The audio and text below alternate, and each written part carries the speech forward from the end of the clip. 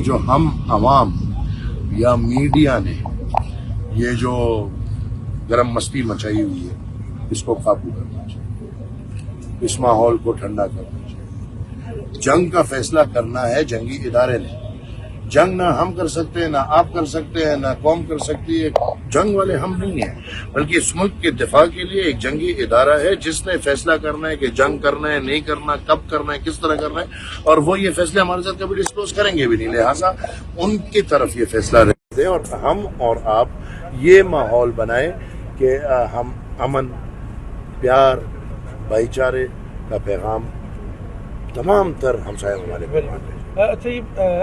ایمل ولی خان صاحب یہ بتائیے گا کہ یہ جو آپ نے مشورہ دے رہے ہیں میڈیا کو، یہ پاکستانی میڈیا کو ہے یا پار میڈیا؟ کیونکہ بابیلا اور شور تو ادھر سے مچ رہا ہے، یہاں تو بہت ہمارے بزرگ کہتے ہیں جب آپ انگلی پوائنٹ آؤٹ کرتے ہو تو 3 انگلیاں آپ کی طرف پوائنٹ آؤٹ ہوتی ہے، لہٰذا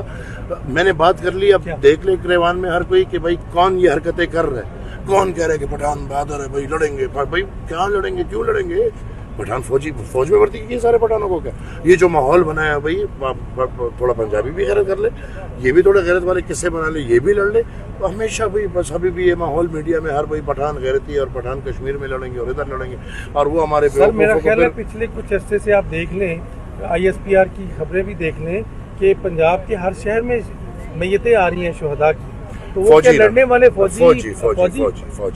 بھی تو فوجیوں کا کام ہے لڑائی بھیا، میں عوام کی بات کر رہا ہوں۔ فوجی تو اگر پختون ہیں، سندھی ہیں، بلوچ ہیں، پنجابی ہیں، مہاجر ہیں، سرائکی ہیں، فوجی جو بھی ہے اس کا کام ہے لڑائی، اس کو بھرتی کی ہے لڑائی کے لیے، دفاع کے لیے، لہٰذا یہ چیزیں ان کو چھوڑ دیں۔ قوم کی میں بات کر رہا ہوں، اگر آپ کو پختون قوم بہت غیرتی لگ رہی ہے تو خدا را آپ بھی غیرت کے قصے بنا لیں تاکہ 10 سال بعد آپ بھی بچوں کو سنا سکے کہ ہماری بھی ایسے غیرت۔ پنجاب اور پختون تو ویسے ایک ہی ہیں، بلوچ ہیں، پنجاب ہے، سندھی ہیں، فرق تو کوئی نہیں لگتا۔